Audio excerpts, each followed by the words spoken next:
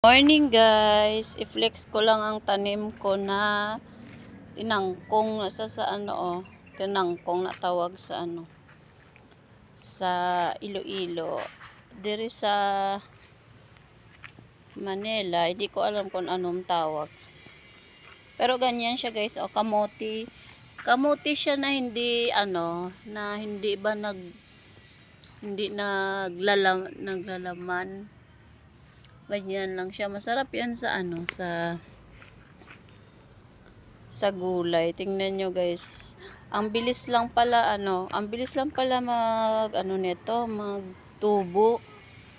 Yan. Ayan next week may may gugulayin na ako. Hanggang doon yan Ayan. 1, 2, 3, 4 na hilera papunta doon. Ayan sipag ng mister ko, nag-garden na naman siya. Ang dami naming tanim na papaya, malaki na. Tapos eto din, ginlinya niya dito. Ayan may malaking papaya na nga kami. Ayan. Ayan hanggang doon sa dulo. Hanggang ito, meron din. Yan, malapad yung garden na namin. Hanggang doon. Tapos may talong. Ito mabilis na to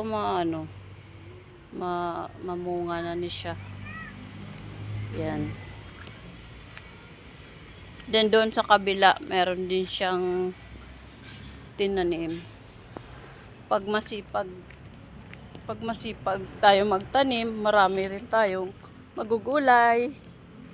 Ayan may papaya. Pupuno na ng papaya. Yung ginawa niyang flat